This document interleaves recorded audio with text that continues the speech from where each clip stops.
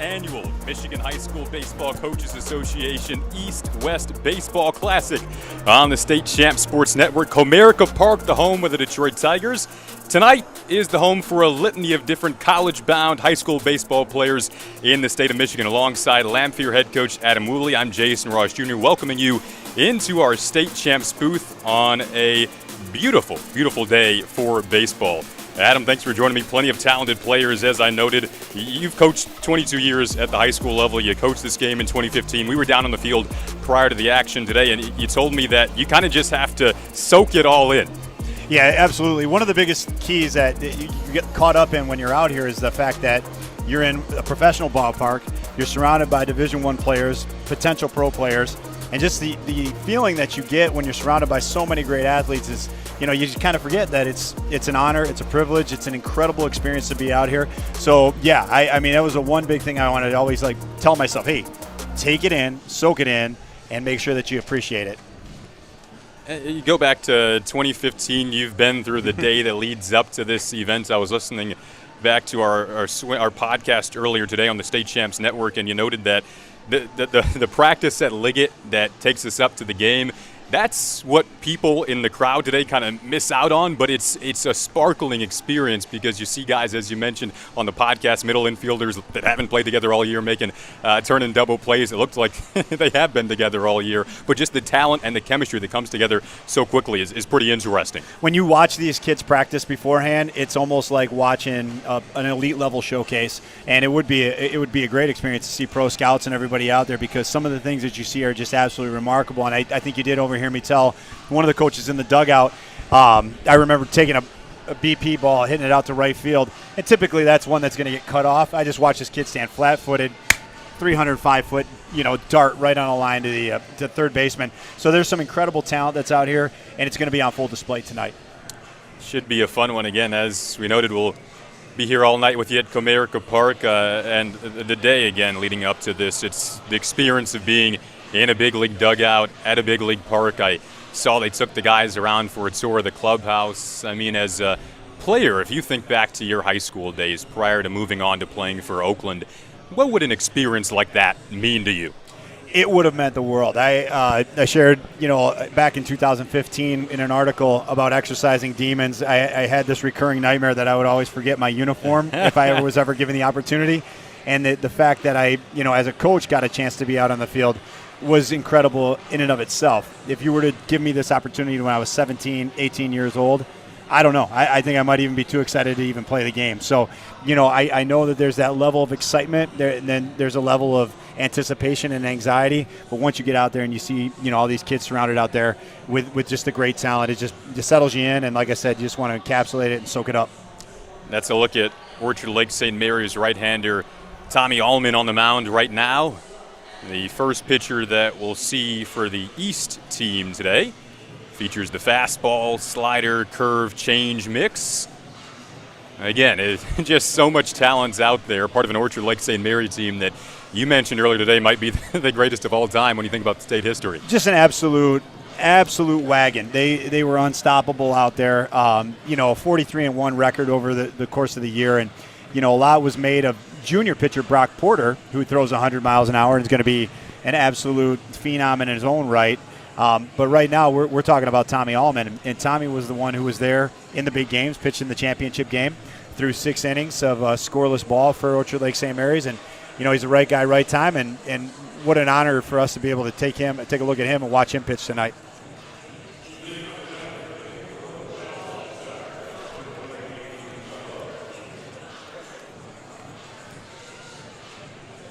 We have a scheduled 7:10 p.m. first pitch today. Looks like we may potentially get going a little earlier. I'll tell you, I ran into the umpiring crew, and it doesn't surprise me that we're moving things along a little bit quickly here. That's a great crew they have out there, and the pace of play will be there for sure.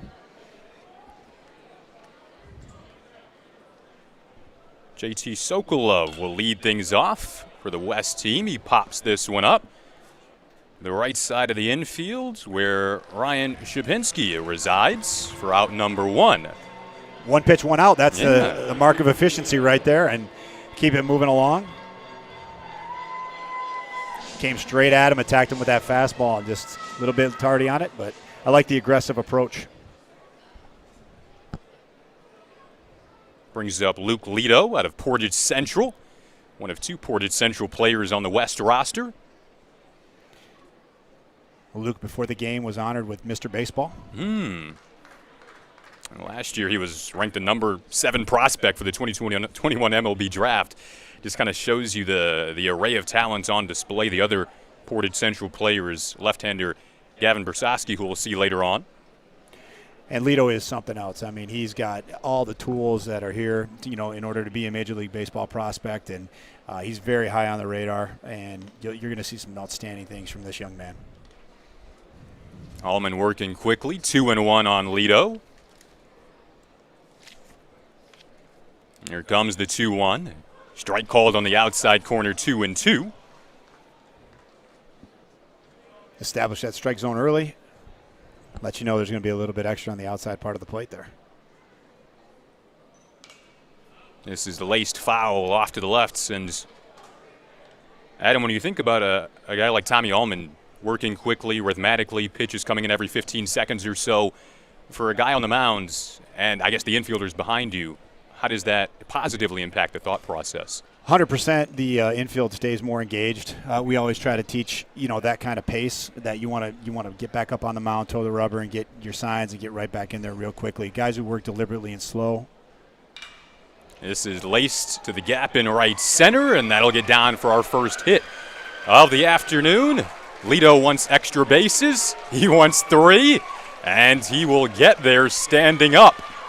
A triple for Luke Lito. And that's the kind of thing you're going to see from Lito. He's not an overly large guy, right? He's, average height. But he's got great pop in that bat. Saborn Campbell is a heck of a center fielder. Great speed.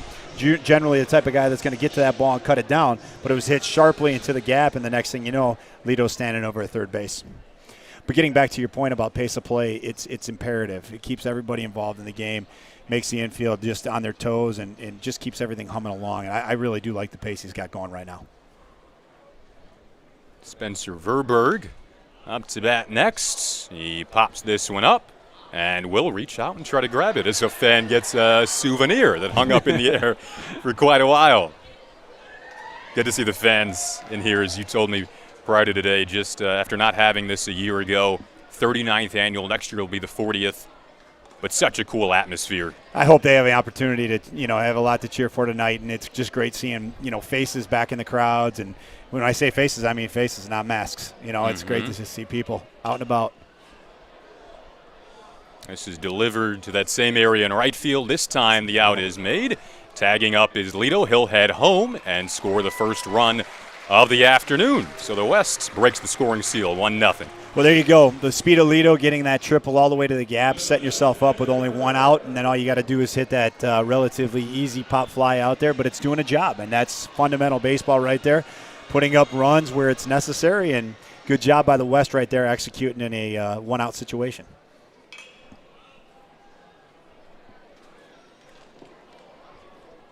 First pitch swinging there, Stephen Quapis, 0-1 the count, and Adam, as a coach at the high school level, as the 0-1 comes in, swung on and missed, now 0-2 with 2 outs. You think about, every kid wants to hit a bomb over the fence, right? But what we just saw there, manufacturing run, small ball, how important is it for these kids to understand how to strategically bring home a run with not just the power numbers? It's paramount, especially for these kids that are going to be moving on to the Division I level. You come from a high school level where you are the biggest fish in the pond, and a lot of times you're able to overpower. And what will happen is oftentimes that part of the game is missing when they get to college, so they have to relearn it. But a lot of these kids are coached by some excellent fundamental and elementary level coaches who teach them those things of manufacturing runs, hitting behind the runner, making sure that they get the long fly ball, or that you saw, at least the fly ball that's good enough to get that run in.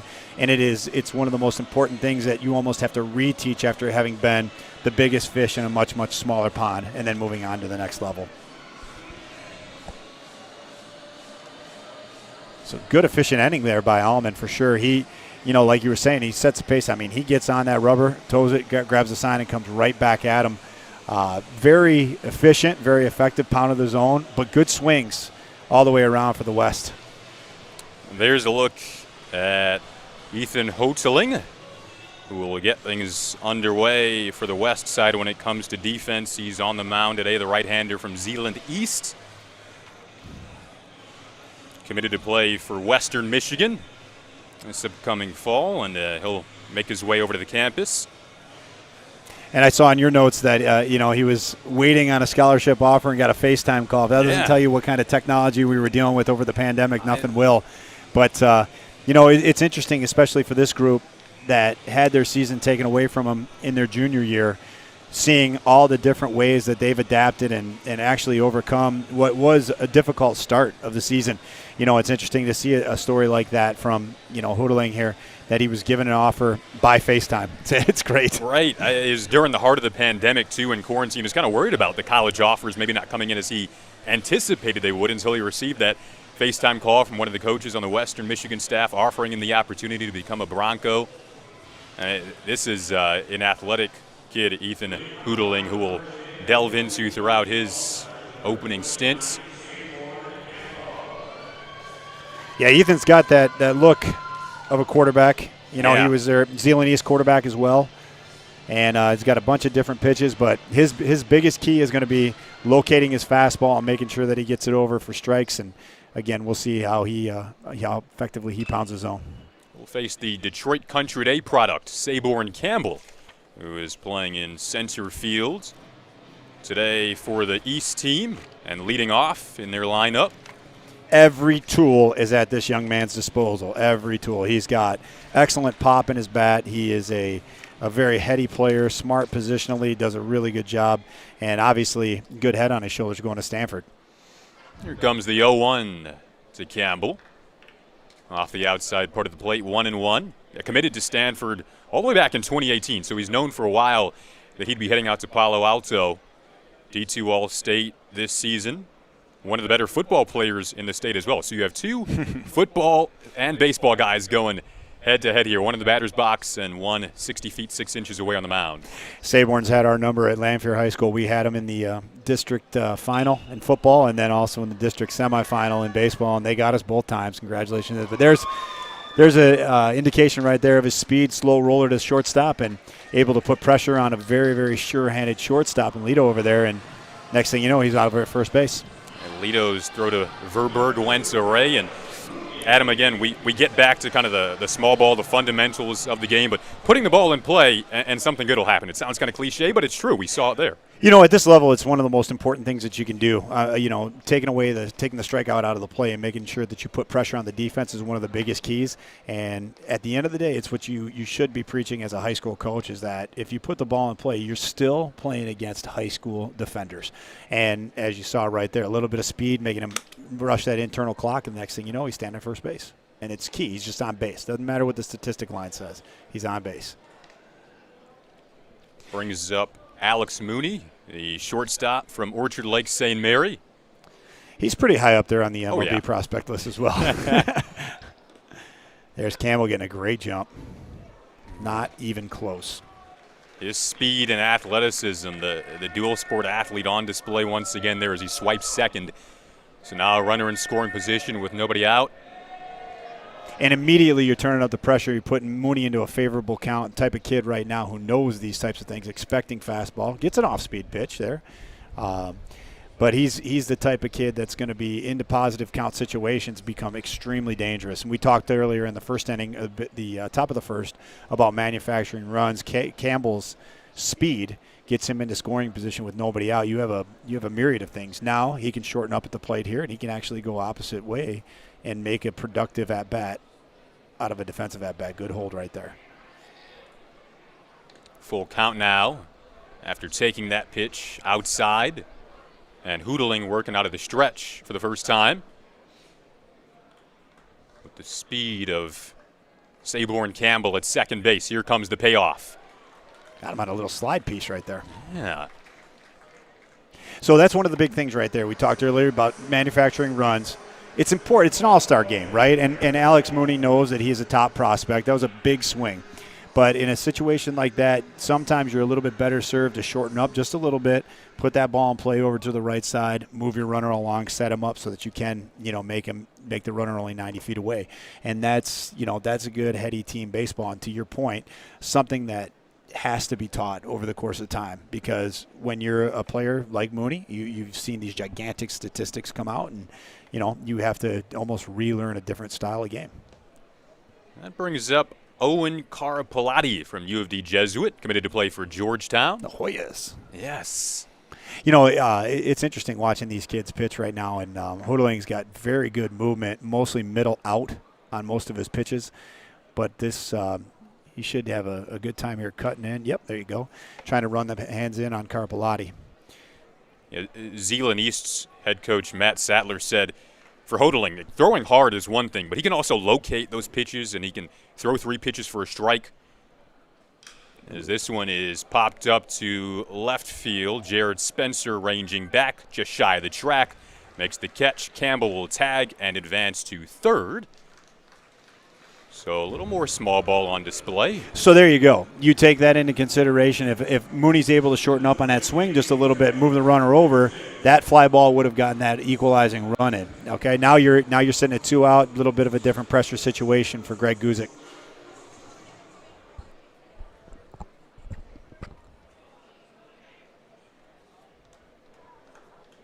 First pitch to Guzik is swung on and fouled off to the right.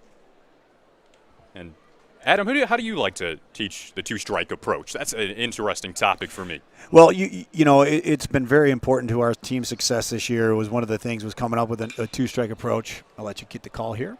We'll talk on that at the break. Well, it should do it for the first inning of play. It will. So 1 run crosses the plate for the West All-Stars after the Luke Lito triple. He was then brought home via the sac fly, so 1-run difference between these sides after 1. You don't want to take the bat out of a kid's hands, but at the same rate, when you get into a 2-strike approach and you're hitting against a kid who's got good stuff, it's important to widen out a bit, think middle to opposite field approach, and know that you've got a job to do. In that situation where you're talking about 2 strikes on you with nobody out, it's important. The team ball, the manufacturing, is getting that run as close as you can to bringing it home without if you're going to have to sacrifice an out, you want to make sure that that out is productive. So, during batting practice, that is one of the things that, we do practice at Lanphier High School is a good 2-strike approach and understanding the type of situation. So when he was up and Mooney was in a 2-1 count, sure, let's go after it. Let's attack the baseball, see if we can find something that we can drive gap to gap. But once we get into that 2-strike approach and 2-strike situation where we know we can move the runner from second base over to third base and put him into an even better position to score a run on a ground ball or a fly ball, that's something that you really got to shorten up. Think about, taking that barrel to the ball and just going opposite field middle and looking for something like that. That's one of the big things we do. We want to make sure that our approach is sound, not overly aggressive, but not passive either. We don't want to be taking pitches and looking at called third strikes. Anything that's close we want to fight off, and we'll get there. It's going to be moving along, and that's what we saw in the first inning. We saw good execution by the West. East, a little bit something more. Is selectively aggressive. Selective kind of aggressive. Way to put that? Yep, I love that. That is a great approach, and if you can, mold it and meld it into the heads of your players over the course of the off season, when it comes time for the season to take on, they'll understand what that approach means.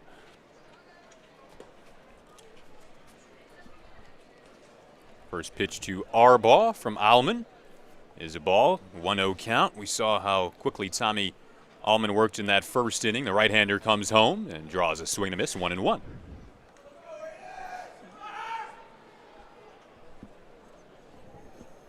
Well, our third member of the crew, Lauren Plant, is down and ready for us with our first interview of the evening.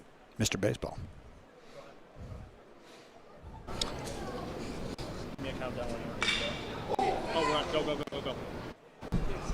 Oh, hey guys, how you doing? It's Lauren Plants here, getting a chance to talk with Luke Leto here from the West Side squad. Hey man, how does it feel, number one, to be playing at Comerica? I mean, it's awesome. It's the experience of a lifetime. I mean, I haven't got to play at very many, and I mean, this is awesome. Oh, you definitely laid into one. How did that feel coming off the bat? Felt great. I mean, threw me the fastball. I was on time for it and hit it well, so it felt good. You have to tell me, did you feel like at some point you might be able to pull it inside the Parker? I mean, yeah, when it started rolling all the way, and then he held me up at third, so. Right.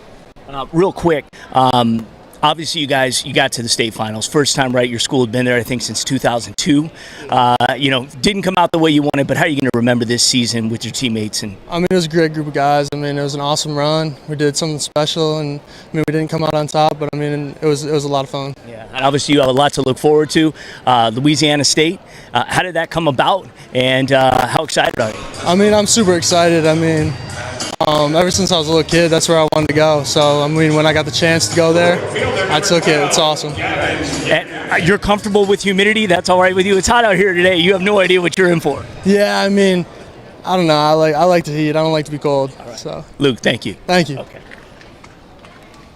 Thanks, Lauren. Thank Luke. Thank you, Luke. Leto hit that triple, as Lauren mentions, and back in the top of the first, then was brought home by way of the sac fly. He's one of two SEC commits on the Portage Central roster, as this will get out of play. His fellow teammate, left-handed pitcher Gavin Bersosky, is the other. He'll be heading to Tennessee, while Leto is, as Lauren noted, headed down to some pretty warm weather at Louisiana State to become a Tiger. But cool to see that on display tonight's College World Series final getting underway. A couple of SEC teams in Vanderbilt and Mississippi State going head-to-head, as Allman gets a strike called there, 1-2. So a strike away from potentially wrapping up his second inning of work. Comes home to Gavin Gunnan and finds that strike, a swinging K for Allman. I'll tell you what, he blazes through these innings. Oh, yeah. I mean, he gets up on the mound. He gets right after it. I love the pace. I love the activity that he has out there. There's no wasted time out here.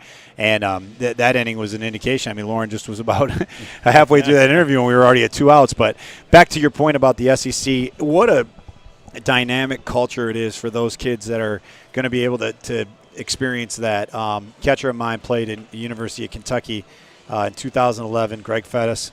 And I will tell you, having the privilege of being able to go on some of those recruiting visits, there truly is nothing like SEC crowds, SEC baseball. And, to watch, it's going to be exciting. I'm lucky enough to have the ESPN package that gets all that college baseball. And I'm looking very forward to watching Luke play and getting an opportunity to see LSU's progressions. They're going to be something else. Being able to train year-round down there, right? Just the work you can do, I guess, lower body work on the beaches and just the heat. I mean, you get used to it, but it definitely pays dividends when it comes to just being able to work on your craft. That's something, the conversation you and I had about coming up to the booth today, is just any sport, no matter what it is, anything in life, the ability to consistently hone your craft. And at this level, obviously everyone on this field understands that. Practically every one of them is playing D1 baseball coming up in here in a few months. So that element in the mindset, it's already ingrained in these players, and that's why they're here. Well, the awesome thing about, too, a Michigan kid who will travel south like that is the toughness factor is already ingrained. One of the comments that we get from college coaches that when we send our players south is they're unaffected by weather. They're unaffected by that type of adversity because, shoot, that's what we play in, 35-degree weather. So to your point, when you're practicing in 75, 80-degree weather in February, it's going to only give you that many more opportunities for reps and to get that much better. And a kid like Luke Leto is going to thrive in an environment like that. It was Jacob Anderson who sent a little dribbler over to JT Sokolov, shovel over to Verberg, and quickly one ground ball out for Hoteling in his second inning of work. The Zeeland East pitcher. First pitch to Ryan Szczepaniak. I'll tell you what, Jason, they must have some really decent water out there in Woodhaven because Coach Corey Farner, he has some big boys that come out of that school. Right now, Szczepaniak, I'm looking at this kid, and he's a good-looking athlete, and he's one of many kids who've come out of Woodhaven who have gone on to bigger and better programs. He's going to be going to Michigan State next year, but I mean, he just turns them out like a factory over there. They really are something else, specimen-wise. Szczepaniak following that just solid lineage, right? And coming out of there, and he's a good-looking athlete. Some secret stuff over there, though. It's in the water. In the water, in the weight room, Yeah. one of the two, you know. But these are good athletes, and Woodhaven does a fantastic job. Szczepaniak committed to Michigan State, one of several Spartans, future Spartans on the field today. Well, that was one of the things we did notice. A lot of Michigan State recruits, a lot of Oakland University. Yep, Oakland's. And it was interesting. I did have a conversation and just kind of getting out there, calling again, networking, creating relationships. Had opportunity to talk to Jordan Banfield at Oakland University before the season began. And, you know, he was just asking. He's like, well, you know, what is your take on the recruiting in this area? And I had just said that I really felt like oftentimes there were times where Oakland had missed the boat on some of the kids that were just sitting right in their backyard. You know, guys from Stony Creek and Rochester and places like that are in some of the larger schools. And it's good to see. You know, you look through this program and you're starting to see Oakland University commits, and that's going to be great. It would be awesome to see my alma mater get some people on the map here and make it a location that people want to go to. This is Nick Good at the plate. Take strike two. I was going to say you might be a little biased there, but that's okay. Completely biased. Oh, it's okay. Yeah. I mean, Oakland, wonderful school. That's an excellent coaching staff led by their head coach, Jordan Banfield. This is there you go. Into right field by Nick Good, the Grosse Pointe North player and Bowling Green State commit. They're sending will Szczepaniak. reach second, and they're going to bring Szczepaniak home. So an RBI stand-up double for Nick Good. And Nick Good's one of those unsung type of kids. You know, he went under the radar as far as fanfare goes, but I'll tell you what, he's an excellent left-handed pitcher as well. And you saw his right center approach right there, just taking that outside cutter, taking it over to the right center field gap, and the next thing you know, is able to score Szczepaniak all the way from first base. So great execution right there to tie the game up at 1. Really good piece of two-strike hitting as well there. Oh, there you go. Shorten it up. Make sure you use the entire field, and you're getting that barrel to the bat, and good things will happen for you. Tied up at 1 apiece now. Good at seconds. Kevin Krill, the right-handed batter.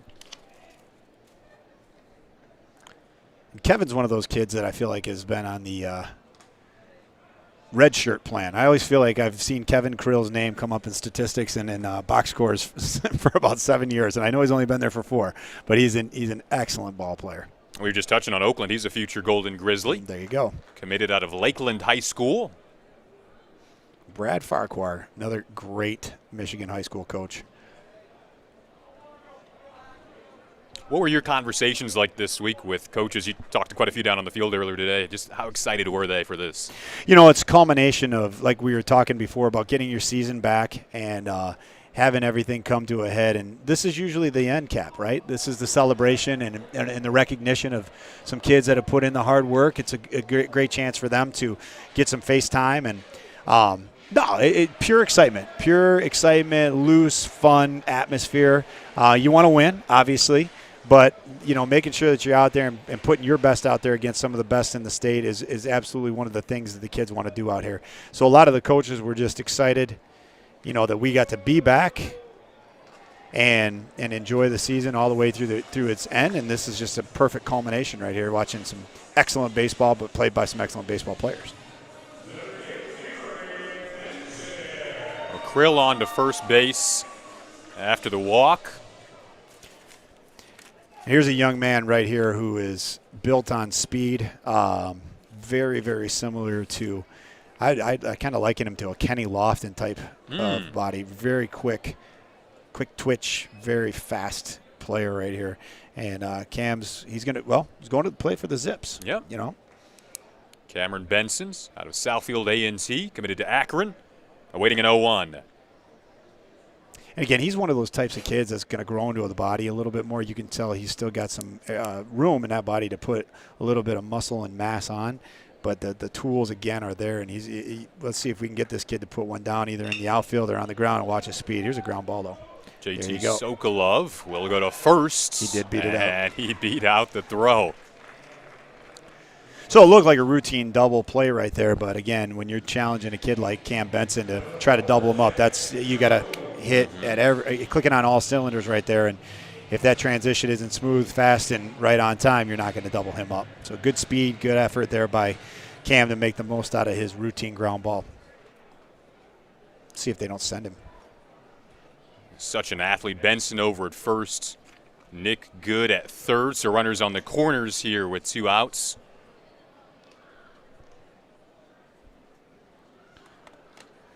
We'll keep an eye on Benson over there at first. He's got a pretty good lead out to the first base cutout. See if they pay it. There he goes. East All-Stars. Benson slides into second. Here comes the throw to home. It's well offline. Benson will head to third. Second run of the day is in. That is not in time. And the East All-Stars take a 2-1 advantage here in the bottom of the second. Prototypical high school manufacturing of a run right there. First and third situation, you want to test the arm of a catcher and make sure that you've got, see what kind of thing, what kind of throwing he has going down to second base. And right there, again, you're not gelling with your typical shortstop. So second baseman reaches across the bag. He's got to come back across his body, makes an errant throw, and then manufactures a run. Zach Jones pops the first pitch up, hanging a while, but ultimately into the glove of Luke Leto. Not without damage done, though. 2-1 in favor of the East All-Stars after 2 innings of play here at Comerica Park. Speed kills, Jason. It's just absolutely one of the biggest key factors. You touched on it beforehand about some of the things that the kids are going to have to learn. Well, when you bring that kind of speed to the table and you're a base running threat like that, you're an automatic weapon. And Cam Benson, there was no doubt in my mind that he was going from the word go when he was on first base. It was a perfect situation, a perfect scenario to be able to put the go-ahead run into position there, and that's exactly what you saw. So great execution on the part of the East team there. And, again, putting Cam Benson out there in that situation to give him an opportunity to accentuate his skills. Big-time play.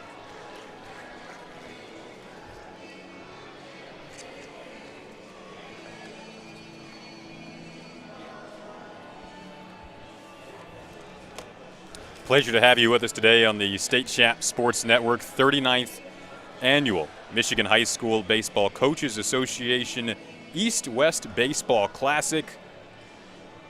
Jason Ross Jr. alongside Lamphere head coach Adam Woolley, who coached this game back in 2015. Adam, you have a fondest memory from that 2015 year? Yeah, the best thing, obviously, for me was the opportunity to experience it with my son, Luke. He's my youngest son. At the time, 2015, let's see, he would have been 8. So he had the opportunity to put his Little League uniform on, put a batting helmet on, and be the bat boy.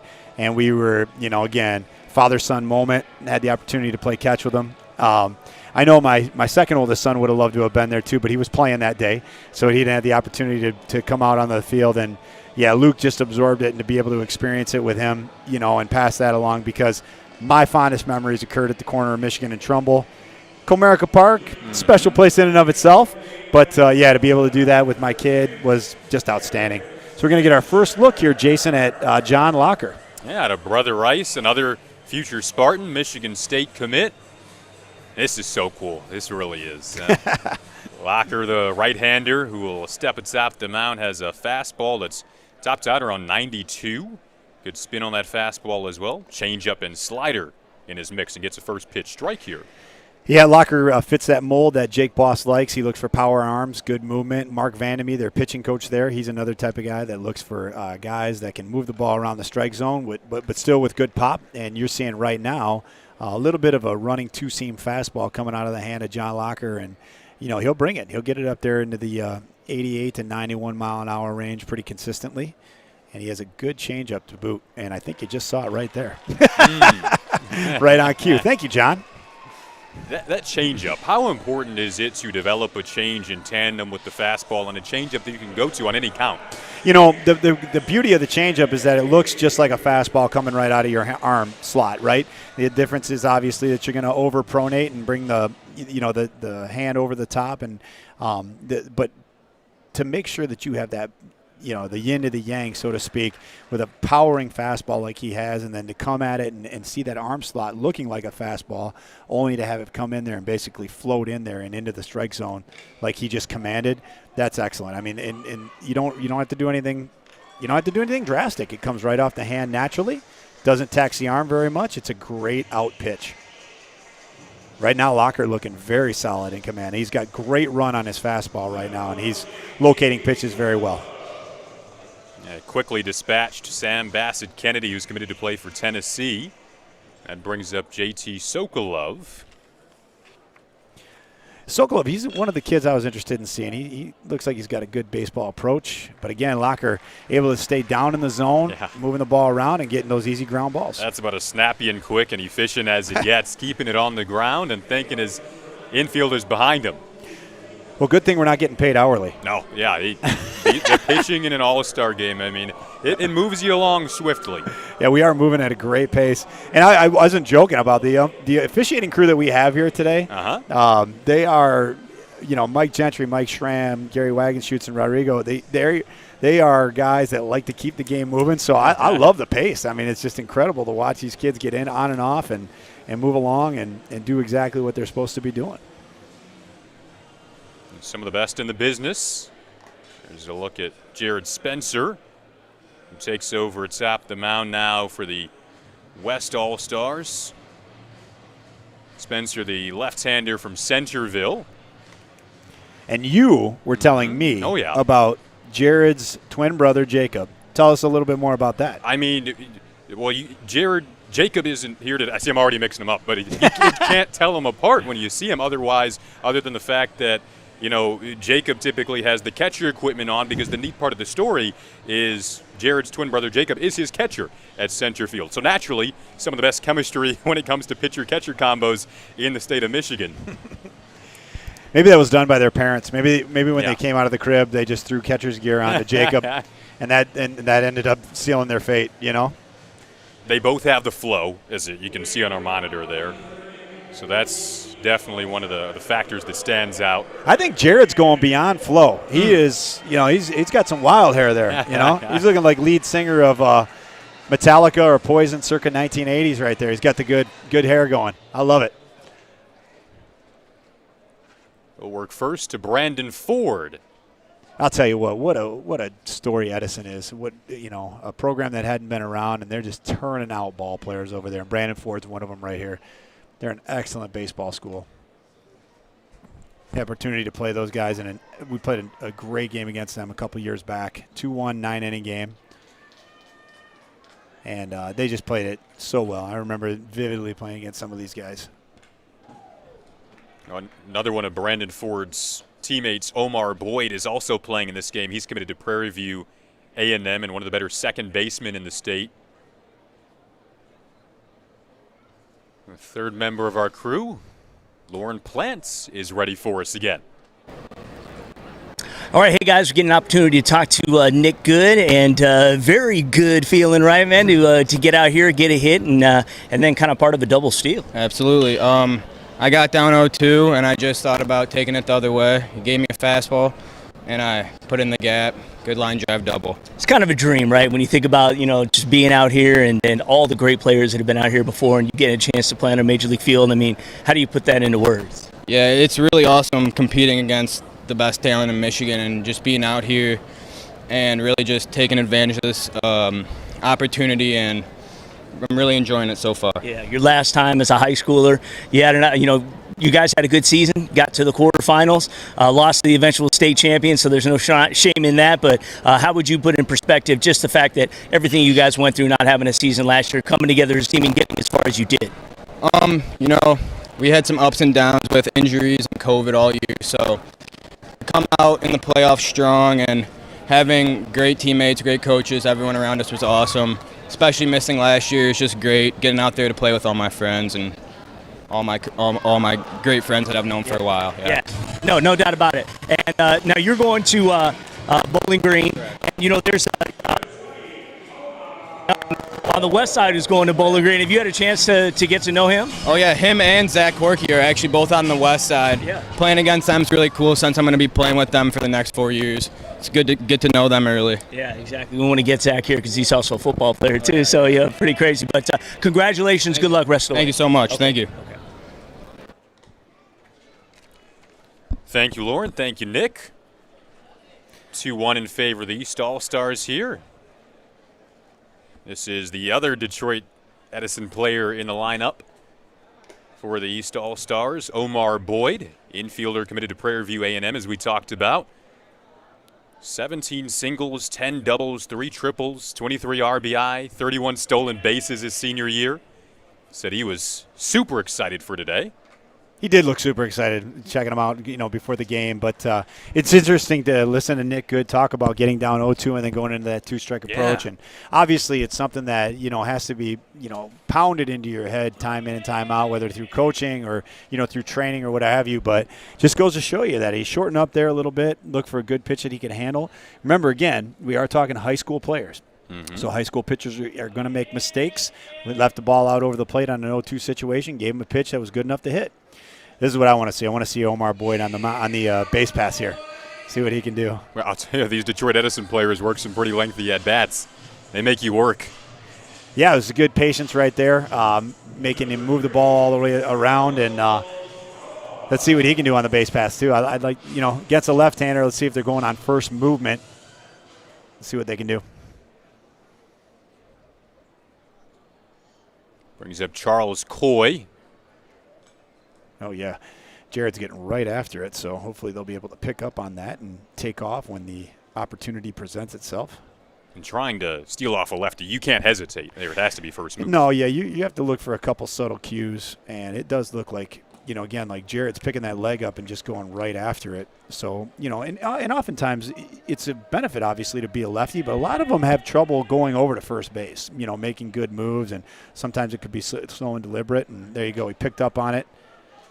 Got off pretty quickly, and again, he not wasting any time delivering to the plate. And that almost makes the read easier to be able to do it. You start seeing a pace that the pitcher pitches at, you pick up on that, and that's exactly what Omar did right there. As he was able to pick up on the pace of what Jared was throwing out there, and just easily stole that base after the strikeout. Yeah, you hear the term timing guys up as Spencer gets the strikeout. However, Boyd advances to second. I think we might have an interference here. Yep, that's exactly what happened. So it will be an interference call. So what had happened on the previous play, obviously it was a 2-strike count. Third strike came across the plate. Player struck out, stepped across home plate, and then got in the way that impeded the catcher's throw. You saw the throw skip about four bounces up and it was promptly called out. I think the field umpire at second base made the read and made the call, which was correct. It did look like there was interference involved there. Not much in the way of arguments. You're not going to get much anyway in an all-star game, but nobody's really putting up a fight about it, and I think it was absolutely the right call. I'm intrigued. I really liked watching, I almost called him Rocker, Locker throw in the first inning of work that he had. I really liked his run on a two-seam fastball and liked watching him counter it with that changeup. But you can see, he just comes right after you and attacks the zone, and the ball comes middle in on the hands, and it looks the same way with that changeup of his as well. So he had an incredibly efficient third inning. See if he can replicate that in the fourth. We saw Spencer wrap up the third with the strikeout now, and then the interference call. John Locker, as Adam noted there, a fun pitcher to watch. He struck out 14 against Brother Rice's rival Catholic Central earlier this season. Slider was a very impactful pitch for Locker this year. And Adam, the higher you get in baseball, we talked about this a little bit prior to the game, the higher you get in baseball, the more difficult it becomes to hit a good breaking ball. Yeah, oftentimes these guys are so trained in hitting fastballs that that almost becomes a pitch that players would quote-unquote hunt, right? It's the off-speed stuff. What do you bring to the table that's going to be your out pitch? Can do you have a backdoor slider? Do you have a changeup? Do you have something that's going to be able to get players out? And, there you go, off-speed pitch right there, wrapping right around the plate. So Locker's he's showcasing everything right now and doing a very good job. Good job there, too, stepping out and kind of slowing the pace down. He gets right back into it with a good two-seam fastball. Brother Rice is interesting, too. They started off a little bit slow. I know there was some frustration. A lot of games against Orchard Lake St. Mary's in the beginning of the year that, Brother Rice didn't even play competitive. But I had a chance to talk to Bob Riker on a couple of different occasions this year, and he was just talking about how much better his team was getting week to week. And that really showed out. Catholic League finals, they challenged St. Mary's, gave them all they could have, and then carried that all the way into the regional finals. And Brother Rice was a work in progress this year, and I thought one of the better coaching jobs by Bob Riker this year, as he really stuck to some of his younger players and kind of grew with them and allowed them to grow and become a better team over the course of the year. And obviously Locker was one of the reasons, being a great leader. Delivers a 2-2 to Luke Great Lito. pitch. Great pitch. Ooh, ring him up. That's dirty. It doesn't matter what level that is. That's a great pitch. Excellent off speed. Curveball coming right around the backside of the plate. Great pitch.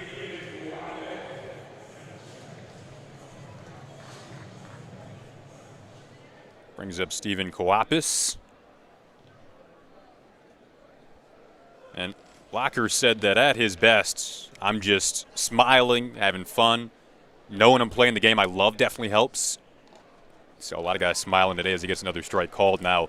Quickly in command again at 0-2. Keeps you smile when you're pitching like this. I Yeah. mean, everything you seem to be throwing is getting into the zone and getting in there effectively, and against some very, very good hitters. I mean, Lito is, among the best players in the nation, let alone in the state, and he kind of sliced and diced them up pretty good. And Quapis is right there. Quapis is a heck of a ball player. Lito had the triple for the West All-Stars back in the first, and then he was brought home via the sac fly. The East team has since answered with 2 runs of their own. Into the top of the fourth now. Quapis, the number 3 hitter in this West lineup today. You see how quickly I'll tell you what, Locker is moving. Got that thing.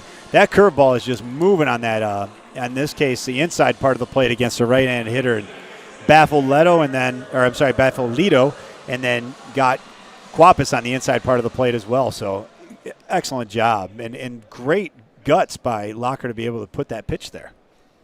He's got the fastball, the changeup, the slider really commanding his pitches today. Spencer Verberg flicks this to the opposite field. However, right into the glove of Gavin Gannon. And that will do it for the top of the fourth. East All-Stars up 2-1. Yeah, once again, watching Locker go to the arm side, he was incredibly effective on the two-seam fastball. Did a great job mixing it up with the changeup as well. And there, in that inning, showcasing the curveball and still living off of that arm side curveball. So that's tough. I mean, it's a skill that needs to be honed, and not a lot of high school pitchers like to stay inside to right-handed hitters like that. But I thought Locker was at his best when he was there, putting pressure on the hands, making these guys, become better hitters and get out front of things. So great 2 innings of work for Locker.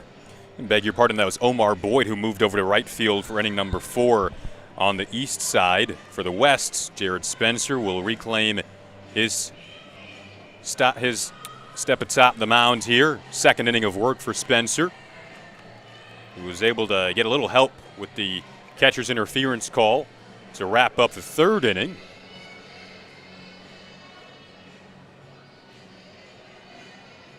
Indiana State University is where Jared's going to be attending next year. Any word on his brother? Is his brother heading there with him? No word yet on his brother. That could be an interesting translation, though, from going pitcher-catcher in high school to pitcher-catcher in college. They've done just about everything together since they were little. Started playing baseball around the age of 4, T-ball, get going with their parents, and have not looked back since. I almost feel like if you're the recruiting coordinator for Indiana State, you almost have to take it as a package deal. Why not? 2 for 1, right? Right. I mean, it seems to be a successful combination for the pair, so it wouldn't be a bad thing. Jared Spencer had some high strikeout numbers this season. Struck out 18 in a game earlier this season. Wow. Here he comes with an 0-1. Well, I can see it. He's got great stuff. There were a couple good swings put up against him, but one of the runs that he gave up was obviously that first and third situation. Really wasn't his fault. But he's another one who just gets up there, works real quickly, grabs the sign, and just goes right after it. And when you get a kid like this that can throw it like he can from the left-hand side, it's always – and there you go again. He's coming inside at you a little bit. But it's always a challenge, again, for high school hitters because a lot of times we see that quote-unquote crafty lefty versus a hard-throwing left-hander. And when you see somebody like Spencer that can, rear back and throw it a little bit, Makes it a difficult task, to say the least.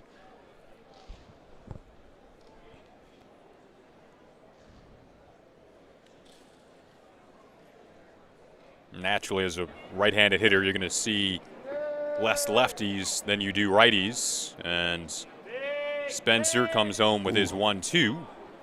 Couldn't quite get the outside corner there. Good pitch. Yeah. Just a little bit to the outside part of the plate. See if he goes back there again.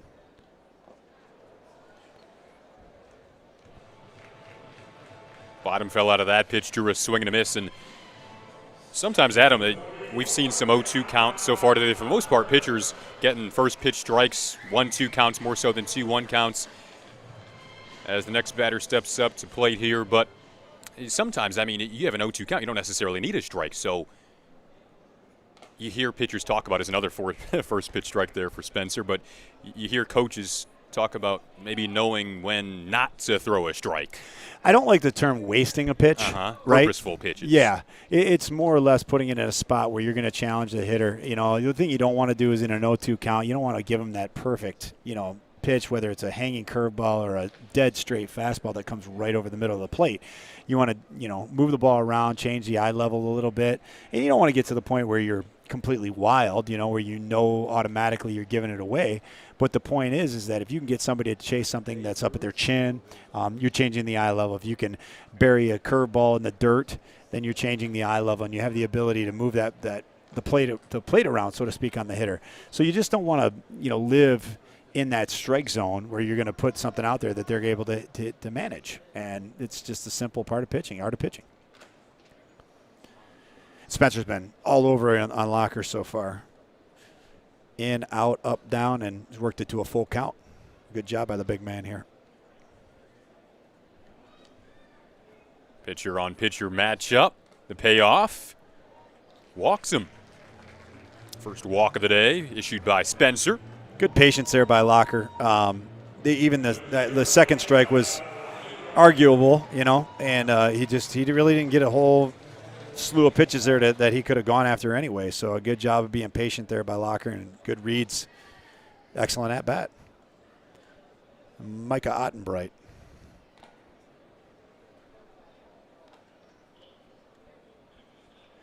And this is another young man whose name was all over the MLive reports and Twitter feeds and everything else. He had an excellent season over at Trenton. Another two-way guy committed to Michigan State.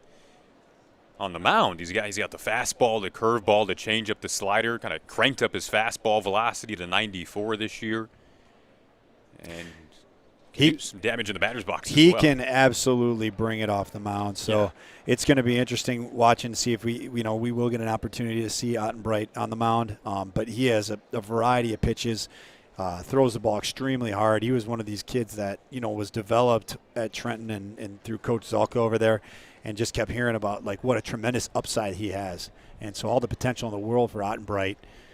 He's got, a wealth of tools at his disposal, and just want to see him continue to improve and impress. And under Jake Boss at Michigan State, he'll do that. A bit of command issues right now for Spencer. As a pitcher mentally, this is an interesting scenario in an all-star game facing the talent that you're facing, but having coached the game for so long, say you're in a big regular season game or postseason game and a pitcher starts to have some command issues, what are those conversations like that out there on the mound like that with a high school guy who's still maybe maturing emotionally? It's interesting because it's one of the facets of the game where if you can keep a kid loose and let him know that he can rely on his stuff, it's one of the more important things. And you can either do that by going out and giving him some real candid advice, but a lot of times it's more or less just getting out there and maybe cracking a joke or something that's going to allow the kid out there to loosen up, because mentally it's not usually a case of something physical. It's not a mechanical issue. Oftentimes, pitchers and people will try to dig into it. Oh, maybe he's overstepping. Maybe he's doing this. No, oftentimes it's a mental thing. And you just got to keep him loose and keep him active and confident. So, one of the big areas of coaching that I've tried to continue to move and progress in and then teach our players is that ability to stay locked in mentally. So right now, if I'm the catcher or if I'm the coach on the west side, what I'd be looking at telling Spencer right now is just find that that area of calm. Get yourself from what we would call a red light moment to a green light moment, meaning stop doing what you're doing right now because it's not working. Find and refine your focus, and usually that'll come in like throwing your next best pitch, which he did right there. That was a great pitch. For the East All-Stars, Saborn Campbell is a good guy to have up in the batter's box after the runners took a free 90 feet to second and third. Strike called there, though, and he'll go down. That's not one right there that you want to watch. It's a pretty good pitch, and again, two-strike approach. You don't want to leave it in the hands of an umpire. If it's something that's in the zone, you got to go after it. Yeah, you hear the term used sometimes, don't leave your fate up to the umpire. Stay alive at all costs. Brings up Alex Mooney, who isn't a bad second option here with runners at second and third. No, not a bad second option at all. And, Mooney's got one thing on his mind, and that is basically making amends for his first at-bat. And it'd be interesting to watch him have maybe a little bit more of a focused at-bat right here with runners in scoring position. Mooney struck out his first time up. And there is no moment that's too big for Alex. He's been on all different sorts of stages, whether it was in showcases or summer ball, and then obviously this year in playing with as part of the number one ranked team as a number one ranked player. So this is one of the matchups you wait for right here. Great kid, great situation. Let's see what he's got. One of his former coaches said that he has the most confidence of any player I've ever coached. Said, he could be 0 for 4 with 3 strikeouts, which never seemingly happens.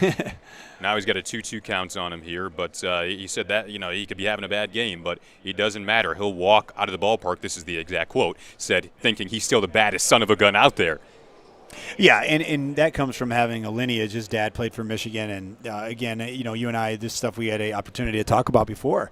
Over the pandemic, they were able to acquire a machine that threw 100-mile-an-hour fastballs, and so seeing somebody who throws the ball with velocity isn't a big deal. But I tell you what, they got him for a second time here. So runners in scoring position, and Spencer comes through with the good high fastball right there. So great job by him. Utilizes the high velocity to wiggle his way out of runners in scoring position with less than 2 outs, and it's a warm welcome in the dugout as well. I'll tell you what, that is no easy task right there. You're talking about, again, these kids hear about each other, whether it's through the newspapers or, the newspapers, sure they read the news, whether it's through Twitter or through, YouTube or whatever the case may be.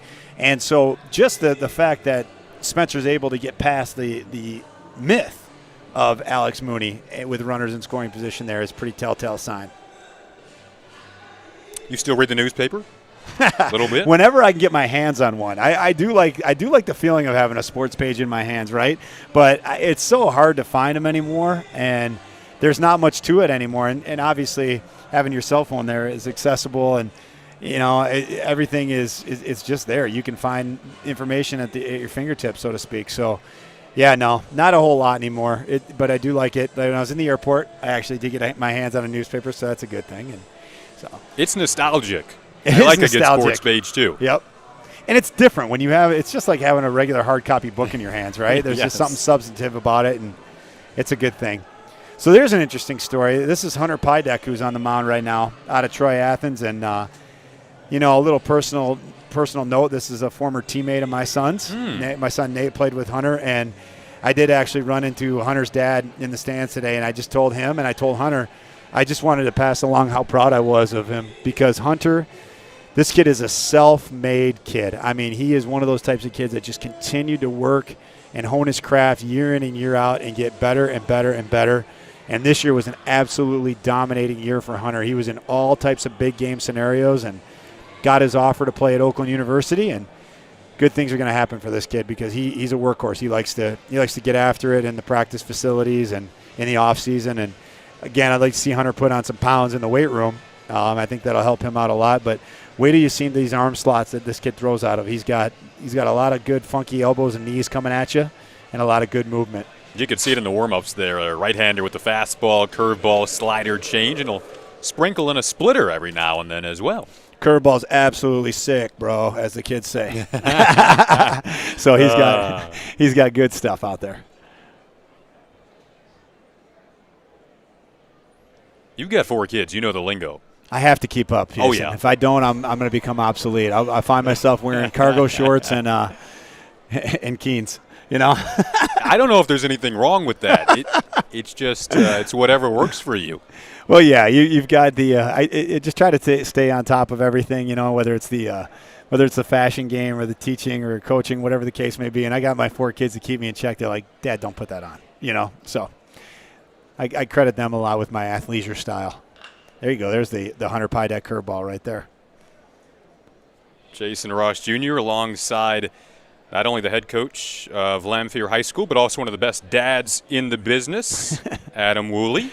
Well, thank you, Jason. Our state champs crew on hand here at Comerica Park. Pleasure to have you with us. Top of the 5th, Hunter Pydek with the 0-2 pitch. It's fouled off. How about our crew here, though, state champs? These guys Awesome. are great. You know, had the opportunity to get into your offices today and watching everybody hard at work prepping for this thing, and I just come in floating with my phone and, hey, can I borrow a notepad? Can I borrow this? Can I borrow that? They were all accommodating, so I can't thank the state champs enough for everything that they've done. Lauren, with the podcast and everything, has just been so gracious to the MHSBCA and the game of baseball itself. It's been a great thing. How you liking the podcast?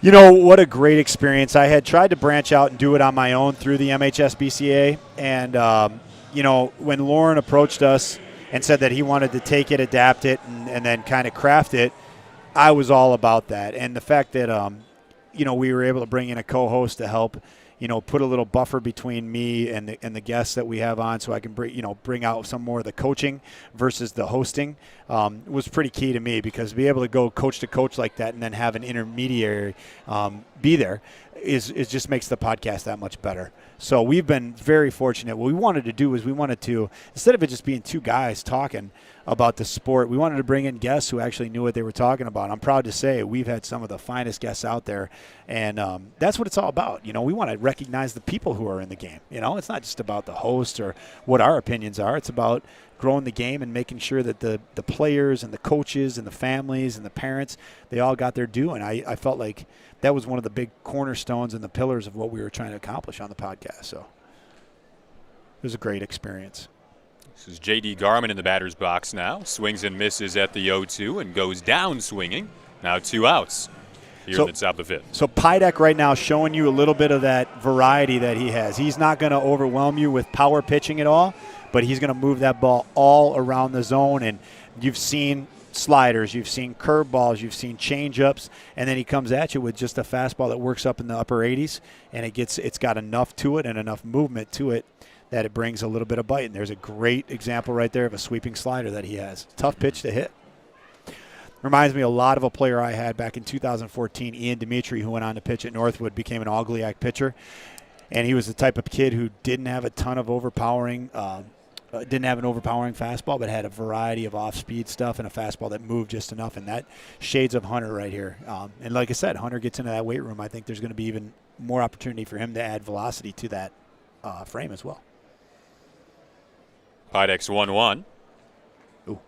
Now 2-1 on Josh Shell, who on the flip side of that equation, Adam, speaking of the weight room and the build, Josh Shell has that. He's signed to play both football and baseball at West Point. Strong side defensive end on the football field.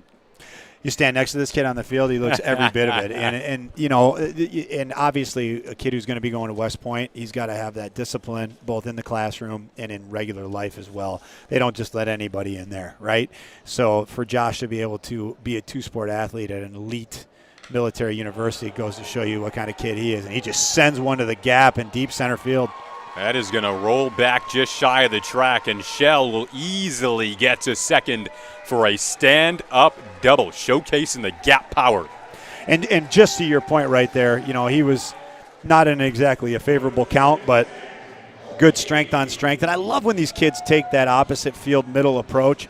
You know, oftentimes when you see players in this situation, they want to try to pull the ball, like you said, to get that highlight moment, that home run moment. But Shell very wisely takes the pitch that was given to him, drives it past Campbell, and next thing you know, he's in scoring position now with 2 outs. So good job of hitting right there.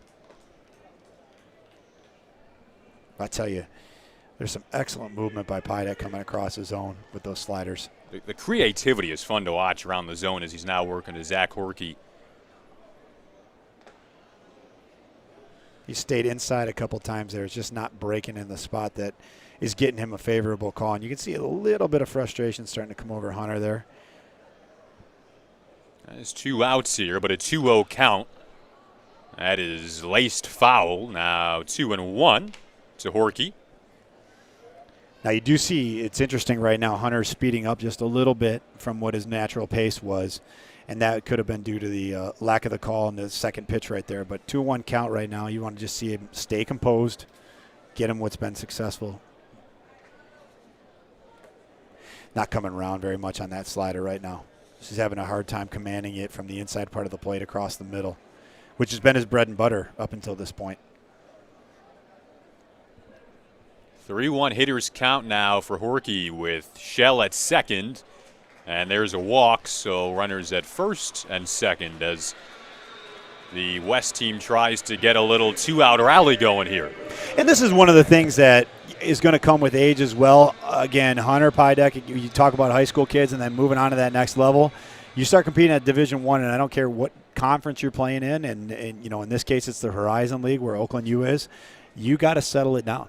You could see the game speeding up on Hunter just a little bit right here after giving up that 2-out hit. And there's a good pitch. Right? You get ahead. Let's watch and see how his body language is as he continues this at-bat right now, because now he's ahead. Let's see what happens here. That was an important first pitch strike to Ethan Hoodling, who was actually the starter for the West team in this one on the mound. So, again, that's a good pitch right there. He's just missing, and that's where you don't want to let frustration keep in. That's where the trust the process quote comes in. You just want to keep going back to that bread and butter and maybe just get around the ball just a little bit more and get that called strike. Don't want to rush out. You have any favorite quotes as a coach? I love that. Trust the process. Oh, yeah. Trust the process is something I put on a little, senior gift bat that we have. But we use a lot of, just little catchphrases and a lot of acronyms when we're out there. A couple of favorites of kids like to mock a little bit are UTM, up the middle approach. So you'll hear our kids, UTM, UTM, UTM. And then one of the biggest things that we can talk about when we're going player to coach is just ATM. You want to make cash, you want to withdraw from the bank, ATM. Approach, timing, then mechanics. Because all too often kids are like, my swing's out of whack, coach, I can't do this, this, and this. And usually it's not that. Usually it's your approach first and foremost, then it's your timing at the plate, and then it's your mechanics. So it's mostly a mental thing right now, and this is interesting. This is where if you're Coach Morris at Athens, you're probably taking a mound visit right now, But because it's an all-star game, they're going to have to let Hunter work itself out, and this is a good test for him. Moving up into the Division I level, he gave up that 2-out double, walked the next 2 guys. He's got to figure out a way right now to get himself out of it. Oakland commit. First pitch to Brandon Nye is a strike called with 2 outs here, but the bases loaded. First time we've seen a bases-loaded situation today. How about this one right now, Jason? Don't be perfect, just be good. Love it. This is popped up off to the right and into the seats. And what I mean by that is he doesn't have to try to place the ball in a certain small area. Right. He's just got to be somewhere in the zone, because at the end of the day, again, you're facing high school hitters, and most hitters are going up there with the mindset of, I don't want to make an out in this situation, versus, give me the bat, I'm ready to hit. So all he's got to do is make good pitches, stay around the zone. Came up and in, that time on Nye with that, looks like the breaking ball again that just didn't quite get the late break that Adam talked about. Seems to be leaving his hand a little bit early, and he's not, when I say coming around, he's not getting that hand to be able to come into that almost like football C formation to be able to come around the curveball. So to get that break on it, it seems to be leaving the fingers a little bit too early and staying up on him, as opposed to what he was getting early, which was a sharp break into the zone. Nye is a good guy to have with the bases loaded, 2-way player at Bedford. In the month of May, he was hitting .471 towards the latter stages of the season. Has a full count now here at 3-2. Also a 2-way guy. So while hitting .471, he was also sporting an ERA below 1. The coaching staff from Bedford loves what he can do defensively. Sometimes can play shortstop as well. And another Oakland commit. Yep, Oakland on Oakland matchup right now. And so there's a great pitch right there by Hunter to come back in a 3-2 situation. And I realize that advantage hitter right now, right? Because he can see that the command of the curveball isn't going real well.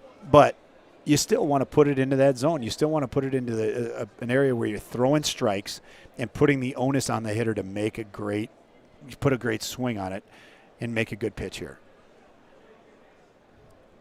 Full count, 2 outs, 2 he went strikes. back to it. Went back to the well.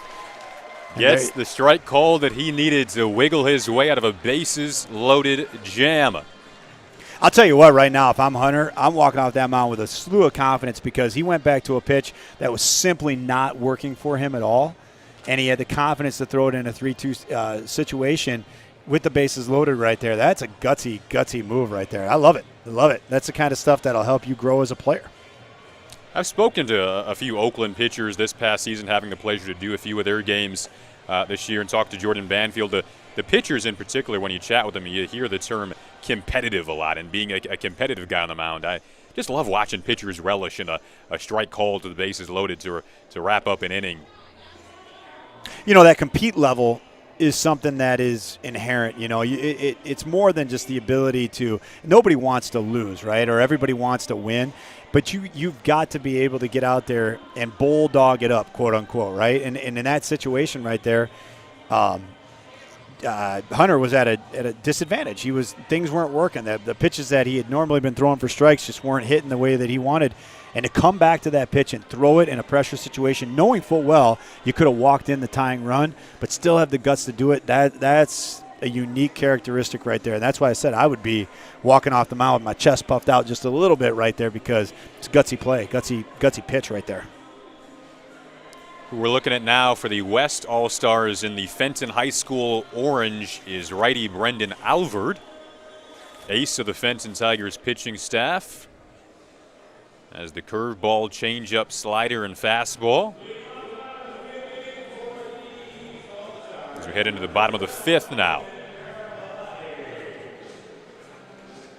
It's interesting watching a lot of these programs bounce back, and you get a kid like Brendan here who is an absolute horse, and he'll go out there and give you everything that he has, and he's the type of kid that can, turn it around with one great pitcher out there. Very, very heavy fastball he throws.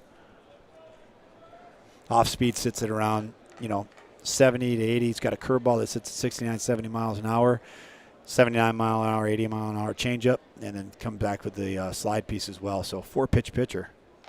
And I'm telling you, he throws a heavy baseball right now. You can hear it. Sped it up that time to get to an 0-2 count here on Owen Karapalati. We're seeing a lot of pitchers who have good velo, but this is the type of kid who he brings it. Karapalati sends this to the opposite field. Spencer is there to make the play in left. It's interesting being a Division II coach, Jason, and seeing a lot of these kids like from UAD Jesuit who spend their season facing pitchers who throw in the upper 80s to 90s. It's no big deal. I mean, I'll be honest with you. When we get a guy who comes at us at upper 80s and 90 mile an hour, it's a culture shock because we don't see it regularly in our league. But these guys, they handle it. They take a normal approach, and just like you saw right there, Greg Guzik just, boom, right back up the middle and base hit. Guzik settles in at first with one down here in the bottom of the 5th. For the East All-Stars. That's my bad.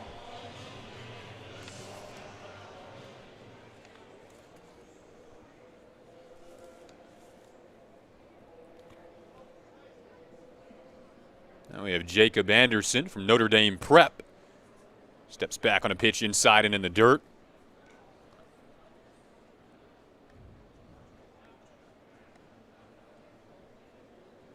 One of a couple of Notre Dame Prep players that we'll see today.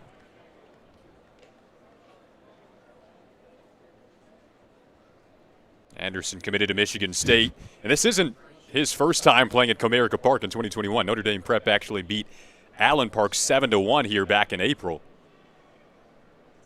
I remember that game. That was actually the catalyst for Notre Dame Prep to get on a roll. Jason Genro, the coach over there, he got off to a little bit of a slow start. I know they had a couple of COVID bumps in the road early on, spring break trip as well, and they didn't get it really humming along until about that game when they played Allen Park here, that 7-1 game. I remember Jason saying that he thought that was the one that was going to take him off, and they wound up having a fantastic season, going as far as any Notre Dame prep team had gone. Good piece of hitting right there by Jacob. Another single. Now runners on first and second with one down. And again, that's something we talked about a little bit earlier. Velocity's not going to scare these guys. They're going to go up there swinging against the fastballs. It's like, what do you bring to the table that you can get guys out with? And right now they're sitting on that fastball and turning on it pretty good. Pitch right there. And when you think about the mind of a college coach, I guess stepping up to the next level here for from a pitching perspective, you talked about the velo and how that maybe at the high school level can catch people off guard. But I guess at the college level where you can't necessarily just blow everyone away, how do coaches try to approach that? We saw the craftiness of Pydek, but then maybe a guy like this with a bit more velo that he could probably use more on the high school level than the college level. How do you kind of adjust at the next step? Well, and that's the big key that becomes, it changes where throwers into pitchers, right? You have to start to learn a little bit something more about the art of pitching versus just getting out there and throwing your fastball and relying on it, because in a lot of teams, against a lot of teams, you're going to be able to just go back there, rear back, and throw it as hard as possible. So when you come on and you have the ability to move up and become, a coachable player, those are going to be the things that you work on in bullpen sessions. And maybe you didn't spend a ton of time doing that during the high school years, but trust me, when you've got nothing but 4 to 6 hours of working with your bullpen coach and working with your pitching coach in the bullpen and working on location, those are things that just get, thrown into your mind and just hammered in there time and time again. So they'll develop it over the course of time and figure out where he can play off of those strengths. You got the good foundation of a fastball and then be able to bring secondary pitches to the table. Runners at first and second. A 1-2 pitch Good pitch right is there. swung on and Speed. missed. So there it is, changing just the simple matter of changing speeds there, not allowing Szczepaniak the opportunity to be able to time him up. And you can see it. Ryan was doing that. He didn't catch up the first fastball, fouled the other one away, and then wisely Brendan Alford goes with the off-speed pitch there and gets him to swing right beyond it. This is Nick Good, who Lauren interviewed not too long ago, now steps back into the batter's box. And watches that pitch tail out of the zone, ball one. And Nick Good in his first at-bat was the quintessential let's take that pitch over to right field and mess up a good 0-2 count right there. So he's in an excellent situation to put another couple of runs up on the plate or on the board here for his team. See what kind of approach he has here. Ooh. That was ball just off the inside part of the plate. You see, though, the plate discipline on display there from Good. Really good two-strike hitter. As Adam touched on there, now it has a hitter's count here, though, at 2-0 with runners on first and second. Dribbles it to short. There to snare it is Holtnick on to second. That was close. It was close. There was a lot that didn't turn out to be routine in that play. From the transfer of the glove to the throw over to second base to the speed of the Jacob Anderson running down to second base there. It was just a lot there. All of a sudden, what you thought was an automatic out turned into, wait a minute, we might be out here still. So, not bad.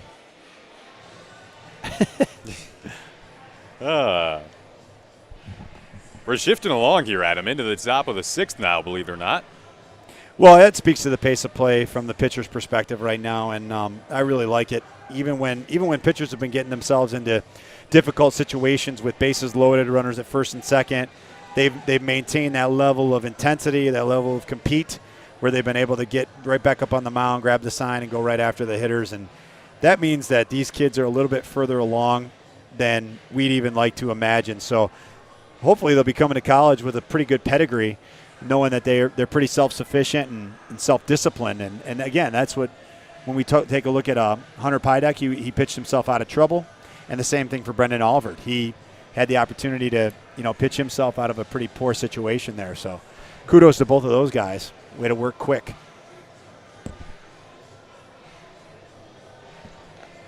So Hunter Pydek comes back out for the East team out of Troy Athens.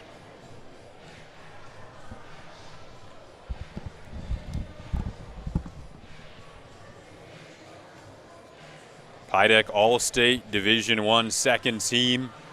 We touched on his craftiness. You got the slider, the curve, the change, the splitter, in addition to the fastball. But more often than not, it's the breaking balls. It really doesn't matter which one he goes to. Typically keeps opposing lineups off balance.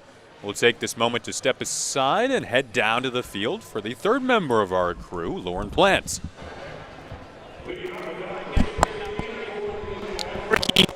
From Blissfield, first off, how are you feeling? Feeling good. It's a great night for baseball. Everyone's having fun, so I'm feeling good. All right. Now, the reason I ask that is you have a distinction that you are the only player in this game that not only is playing in the baseball All-Star game, but you just played in the football All-Star game 2 days ago at Lawrence Tech. What has this weekend been like for you? It's been a blast. I've seen Division I football players, Division I baseball players. Just a ton of great athletes, so it's been super fun. How tired are you? I'm not bad. I also played on Sunday with my travel team, but it's not bad. I played football, basketball, and baseball, so I'm used to it. Yeah, no, for sure. And you had an opportunity to now play play your baseball for the greatest coach of all time, most wins and everything. As you think back to how he, has mentored you and the entire Blissfield organization, it's got to be an honor. Yeah, it definitely is. He just he really shapes us up to be great ball players. He expects a lot of us, and it turns us into good ball players. So we're talking about Coach Tuttle, of course, and so you're off to Bowling Green. There's 3 guys playing in this game going to Bowling Green. Are you going to try and play 2 sports in college, or what is it? No, I'm just sticking to baseball. I'm going to try to perfect my craft there, but, it'll be all right. I had a good last outing with the All-Star football game, so, I'm content. And we talked to Nick Good a little while ago, so, how much are you looking forward to getting to Bowling Green? I'm looking forward to it. Our class is sweet. I've already talked to all the guys. I got a couple other ones on my travel team, so it's going to be a fun time. All right. Zach, thanks. Thank you. All right. Thanks, Lauren. Thanks, Zach. Well, unfortunately, we may have a clearance of Comerica Park here after apparently there was a lightning strike in the vicinity. You see the tarp being rolled out there. Adam, you've got the radar on your phone pulled up. The storm system over Ann Arbor is looking pretty big, but you know what? I don't ever try to play amateur meteorologist because every time I do, I'm wrong. We could try. Well, it looks like there's a batch of storm systems that are coming from the west right now, but I'll tell you what, they look like they're dissipating pretty quickly. Right. Grounds crew's taking no chances, though. It's not raining here at the moment. It's just the word is apparently there was a lightning strike in the vicinity, which protocol would say everyone will head up out of their seats and possibly onto the concourse for a bit here at Comerica Park. I do know that they have privy to a pretty sophisticated radar system here, though, and if they sense that there's trouble abound, it usually means it rain's on its way. And the expediency that they're grabbing this tarp and putting it on the field right now, that leads me to believe that we're in for some pretty significant rain, to say the least. I don't think they would be taking this much time and effort to be able to put this all, the entire field tarp out there if it wasn't going to come down in just a few minutes here. Yeah, you can see that kind of dark cloud tucked in the top right corner of your screen here on our monitor. So potentially weather shifting into the downtown Detroit area as the tarp has been now put on the field in a pretty quick and hasty fashion, as Adam noted there. So again, a pleasure to have you with us this evening. We hope to obviously return when this weather does move out of the area so we can wrap up our final few innings on what has been a very, very fun evening of baseball so far on this Monday, June 28th. But we are currently in a weather delay. And we had to talk about the efficiency in which things were going along, right? We had to talk about it. We couldn't just let it be. Yeah, no, right. We kind of jinxed it. Well, there's the announcer's jinx. That's right. That's all a part of the experience. Hopefully an experience. And they were. The players were moving this game along. Oh, the pitching was outstanding, and things were moving in the positive direction. And then next thing we know, we got an indication from the home plate umpire, and boom, everybody was cleared from the field. So, like I said, I'm hoping against hope that this isn't something where we're going to get a deluge or anything like that. But, it just all signs are pointing that, hey, we might be in for a little bit of nasty weather here in a few minutes. Last week really has been odd in the state of Michigan. You've seen kind of pop-up storms in different areas. You'll be in one area and here it's raining 15, 20 minutes away, but perhaps that has continued into this Monday. So we'll step aside during this delay and keep you posted on what is taking place. Again, we do certainly hope to return here to wrap up the final few innings of the 39th annual Michigan High School Baseball Coaches Association East-West Classic on the State Champ Sports Network, and take a moment here to also thank Lawrence Tech University and our State Champs crew for all that they do. Again, we'll step aside momentarily. Alongside Adam Woolley, I'm Jason Ross Jr. Hope to see you back here at the ballpark in just a bit.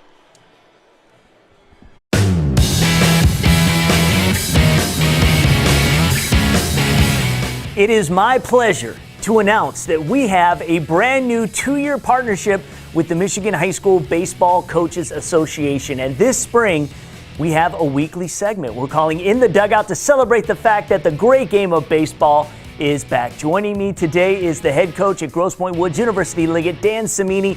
It is so good to see you, Dan. It's been a long time, too long, right? Yeah, way too long, way too long. It's been so nice to get out there and play some baseball, and beautiful weather, so can't beat it. Dan was telling me right before we did our taping today that they had their first game and like 500 people showed up to the park to watch you guys play. Beautiful day, great turnout. It was an electric atmosphere, so what a way to kick off the year. Everybody's excited. Yeah, everyone excited. Dan is a big part of the Coaches Association as well, and this past year has been a trying time for high school baseball. What have been the ramifications of losing an entire season? You know, it's just anticipation to get back out there. I mean, all the kids have been working so hard. I know they have in the off season. They got to play summer baseball, which was amazing. So we got a summer baseball in, but to not have high school baseball for the first time ever was hard on everybody. And high school sports, you know, it was hard on all the sports. But they've worked their butts off and they came back, and now we're ready to roll, and I'm excited. I'm excited to get them back out there, and everybody else seems to be excited too. It's an anticipation and an excitement that they've never had before because they missed that season. Anyone who follows high school baseball knows the Liggett Knights are consistently one of the top programs in the state, my words. 4 state titles over the last decade in Division III and IV combined. Homer got the best of you guys back in D3 championship game back in 2019. But to the coaches out there, in your experience, because this is kind of where we want In the Dugout to be a little bit of each and every week, what do you think is the key in building a successful baseball program? Getting the kids to work hard. I mean, you have to put the time in. If you want to be great at anything, you've got to put the time in. They put the time in. They buy into the process. They buy into the philosophy. And they expect their expectations, and our expectations in our program are always super high. And when you shoot high, you're usually going to get some success out of it. So, how do you get them to buy in? Well, you got to be passionate. You got to love the game. You got to let them know how much you love them. You got to let them know that they're good enough to get the job done, and we are capable of winning and winning championships. But once they get the buy-in, once they buy in, they'll run through a brick wall for you. And coaches out there know that, you know, if you get a kid to work hard and buy into what your philosophy is, you know, sky's the limit. Right. Talk about the state of baseball right now in the state of Michigan. How is participation? How excited is everyone involved to finally get back on the diamond? It's second to none. I mean, I've never seen so much excitement about baseball, so much excitement about being out there, so much following. I mean, the kids are following other teams. Coaches are following other teams. Everybody wants to see what everybody else is doing. I think it's the highest it's ever been, the excitement for baseball in the state of Michigan. And the teams. How about the numbers? The kids coming out? Kids are coming out. Absolutely, the kids are coming out. But the talent we have here in Michigan is, I'll put the talent, the baseball talent here in Michigan right now up with any other state in the United States. Wow. I mean, that's how much the talent is. We have some great baseball players in the state of Michigan. One of the things I'm most excited about is that State Champs is going to be live streaming the All-Star Game in June. That is an incredible event. We have been there time and time again. We've had some future stars shine in that game. Just an awesome experience for everyone. Oh, it's a great experience to be able to play in your Major League Stadium. Parents and the kids get to come out and watch the games. Little leaguers come out in their uniforms and watch the games. It's a second to none, and it's a great experience. A great way for these seniors to cap off what a wonderful career they had, and hopefully most of them all be going to play college baseball. So it's a great festive atmosphere. And what a memory, right? Because that's what we're doing, right? We're creating memories, and for those kids to be able to be at Comerica Park, run out of that dugout, hear the music and have fans cheering for them, and you just never watching their names up on the scoreboard, and it's a memorable experience that everybody should get a chance to enjoy, whether you're a player, a fan, or a coach. It's a great time down at the ballpark. No doubt. I want to thank the head coach at University Liggett, Dan Cimini, for joining me today on the first installment of In the Dugout. I also encourage you to listen to our weekly baseball podcast, which debuts this week as well. State Champs Extra Innings is hosted by Madison Heights Lamphere head coach Adam Woolley and is co-hosted by Rob Mendyka. They will feature interviews with coaches and players as well, get you caught up with all the news around high school baseball. Good luck, Coach. We'll see you on the field. Time now for In the Dugout, presented by the Michigan High School Baseball Coaches Association. Hey, take a collective breath right now. Take a collective breath, everybody, right now. I'm serious. Take a breath. Get your blood oxygen moving to your brains right now, okay? Listen, we had gone over in season situational hitting. When we have runners at first, we have runners at first and second, correct?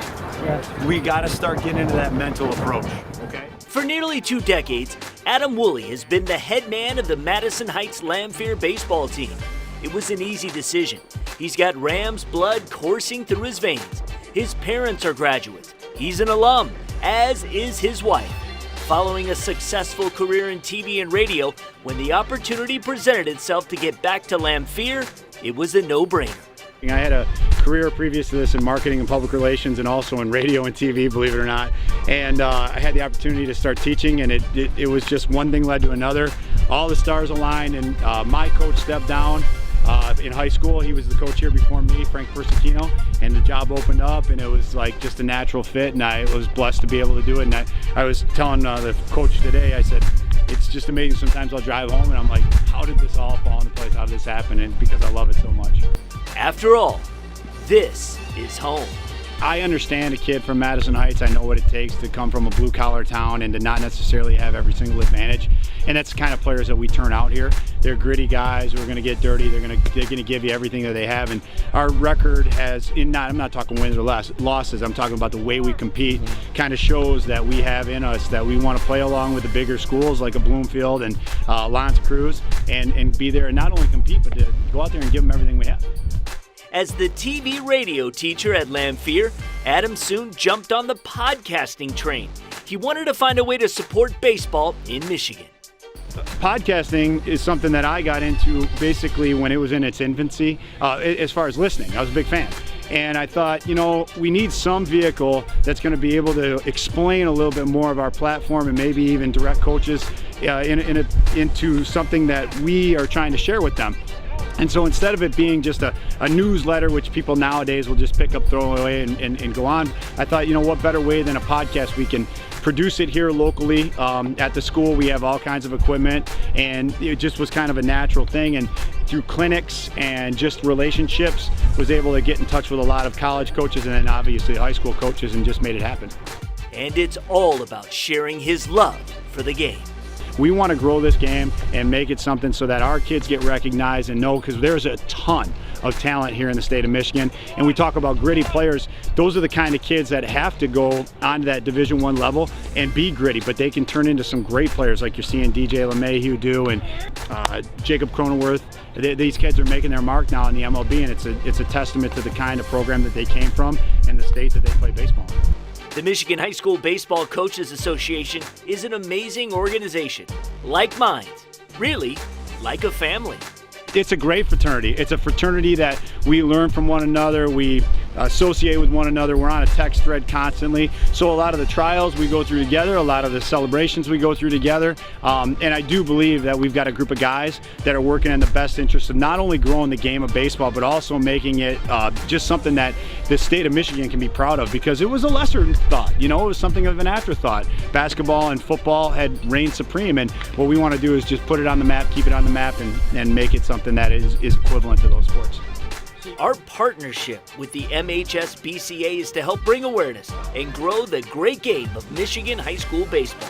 So we recruited Adam and his good friend Rob Mendyka to start up the State Champs Extra Innings podcast. Rob Mendyka was a former student of mine at Lanphier High School. I teach TV productions, and he was always huge into sports. In fact, he was part of a show that we did on there, and he's always been a great host. He has a podcast of his own. So it was exciting for me to have the opportunity provided by State Champs to, bring him into the fold, get a different voice in there, allow me to more or less expand on my coaching chops versus question and answer type stuff, and become part of the forum instead of just as a host. So I'm real excited to be there to help provide that support for Rob. I'm glad that he's there, and we've got Orchard Lake St. Mary's, Matt Petrie under our belt with Brock Porter.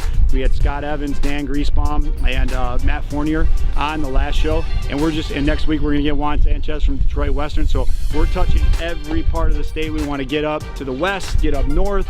We want to show everybody what baseball in Michigan's all about. You can listen to the Extra Innings podcast wherever you get your podcasts, or simply go to Spreaker.com and search State Champs Network. I'm Lauren Plant for State Champs.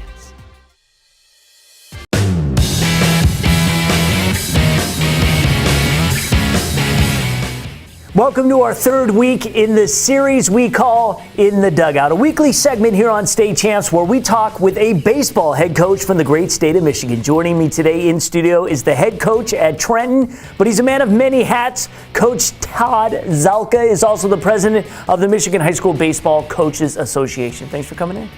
Thank you. Appreciate it. Second time here. Yeah. Next time I'll have a private lounge. I'll have my own jacket. It'll be great. That's right. We'll have to get that three-timer club and grow up from there. Tell me, and for people who maybe would be curious, what's the primary responsibility as the head of the MHSBCA? It's just to make sure that everything that the Michigan High School Baseball Coaches Association does goes smoothly. Kind of a manager of many different positions that are a part of the board, and just make sure that everything that we're doing is meeting the needs of our coaches and helping promote baseball around the state of Michigan. Yeah, I had a great conversation with Adam Woolley last week, head coach at Madison Heights Lanphier, who does our podcast. And he was just talking, he's been doing this for a long time now. And just the fraternity, the great kind of group of guys that you have all over the state, coaching baseball. Absolutely. I mean, we have a text message chain going. Right. And we're constantly throwing ideas out, asking questions. So it's kind of good that you have different people that are doing the same thing that you're doing. They're experiencing some of the successes, some of the failures that you are, and you've got people to bounce ideas off of and get things going in the right direction. It is awesome that we have high school baseball going again. You mentioned that Trenton was going to be involved in a possible four-site tournament with 8 teams from around the state at the beginning of May. What's that all about? It's something that we've been doing for a number of years now. The one on May 1st will be a memorial tournament for Bob Crescent, who was a 40-plus year coach at Trenton for the Trenton High School baseball program. Southgate will be a site host. Woodhaven will be a site host. Flat Rock will be a site host. Trenton will be a site host. And then we're bringing in teams like Lance Cruz, Frankenmuth, Utica Ford, and then we're still looking for a fourth team to bring in. Usually it's a 3-site, and it's just a round robin, but since the MHSAA came out with different guidelines for contacts, we had to change our format. It'll be a double, we call it a switch site doubleheader. All right, so this is an opportunity to talk to the people. So you say you're looking for a team. If a team is interested in playing, how should they reach out? If you're interested in playing in our tournament on May 1st, go ahead and reach out to Coach Zalka, that's SZALKA @gmail.com. All right. One of the best things about high school sports are rivalries. We do an entire series called State Champs Rivals. Now, Trenton and Woodhaven, just 5 miles apart. There's a heavily anticipated matchup next week featuring your Trojans and the Warriors. If it works out, 2 fireballers on the mound that are both going to Michigan State. It is not uncommon for a veritable plethora of scouts to be at your game when Micah Ottenbright is on the mound. Woodhaven's Ryan Shepaniak is another guy who throws in the 90s. Sounds like a great matchup.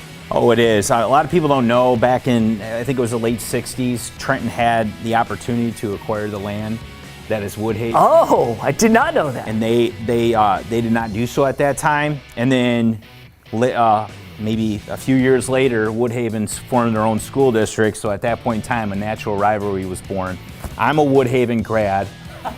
I now teach in Trenton and live in Trenton, but I mean that rivalry is intermixed in between our communities, and we look forward to it every year. Yeah, it's going to be a lot of people out there. Should be great. In fact, we're looking at doing our In the Dugout next week, kind of around that game and that atmosphere. What do you like about your team this year? It starts and ends with pitching, and we've got Mike Ottenbright, a phenomenal kid all around, work ethic off the charts, what he brings to the team, and what he does with the community. I mean, sometimes I'll go by fields over by my house and he'll be out working with some of the youth. That's what we want. Ricky Kidd, another one of our pitchers.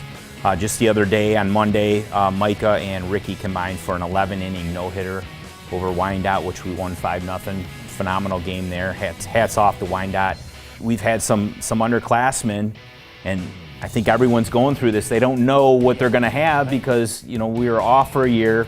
They were freshmen, and now they're juniors. So we've had a couple of juniors in Matt Cheatham and Brock Boudry who have really come through with the bat so far for us. And then our senior, Al Shahowski, is just a terror on the bases. So it's been an absolute joy to coach these guys so far. And just speaking of absolute joy, just for these kids to get back and play again. I mean, I'm sure, they probably didn't even think it was real until you finally suited up and got on the diamond and went after it against somebody else. Absolutely. It's kind of been difficult to see if that's the reason, or we got a brand new field. That helps. So it's they were giddy from the get-go and ready to go. I want to thank the president of the Michigan High School Baseball Coaches Association, Todd Zalka, for joining me today. It was Todd that really advocated for this 2-year partnership with state champs. We will be live streaming the Baseball All-Star Game this year, so we look forward to that. And for more high school baseball insight, go listen to the State Champs Extra Inning podcast with Adam Woolley and Rob Mendyka. They had Juan Sanchez, the head coach at Detroit Western, on this week's show. And you can find it wherever you get your podcasts, Apple, Spotify, Google Play. It's all there. Thanks for coming in. All right. Time now to go In the Dugout, presented by the Michigan High School Baseball Coaches Association. This week, we profile another Downriver League coach in Corey Farner at Woodhaven, currently in his 7th season with the Warriors after coming over from Taylor Kennedy. They asked me to come over here, and I like, obviously what they've been talking about doing, and our facilities have been second to none, and they've put a lot of support in athletics, and it's just a really good athletic department all the way around every sport. So I feel supported, and I feel like, we could have did good things here, so that's why we came over. Plenty of accomplishments during his tenure at Woodhaven. Back in 2018, they won its first regional championship with a thrilling victory over Saline and would go on to the Division I state title game that season before falling to Grosse Pointe South. That 2018 group was special. They came together, they played for each other. Obviously we can coach as much as we want, but until they start playing for each other, things are going to be okay. But that kind of upped, the ante a little bit and took them to the next level, and they were able to kind of prove everybody wrong and went all the way to the state championship. The 2019 team, similar. We ended up losing to the Division I state champions in Portage Northern 2019 too. So we've been able to compete, and we've been doing some good things here. Woodhaven plays in the highly competitive Downriver League. Coach Farner talks about how you have to bring it each and every time you take the field. The coaching in the Downriver League is really good. They do the extra things for their kids in their school. They're well-coached teams, so they're not going to go out and make a ton of mistakes. In that sense, it's going to be competitive every single day. But, the talent, too, that comes through Downriver, it's not just the pitching. There's really good position players. It's a really tough league, top to bottom. And any given day, a team can jump on you and beat you. Currently, Woodhaven is ranked 2nd in Division I, led by the Michigan State commit Ryan Shapaniak. For Coach Farner, it's the kids that foster his love of coaching. I'm a teacher at heart, and coaching goes hand to hand with that. But I love the game of baseball, and I love giving them the guidance that that I had, and passing along the same lessons that I learned through my experience. Both the good things and the bad things that I had to endure.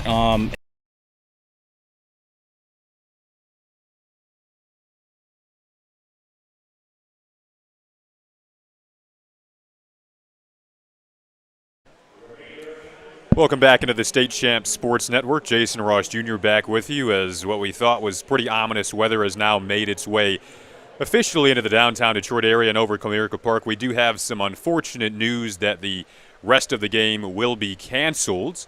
due to the inclement weather, the lightning in the area, and this heavy downpour that is picking up as we speak.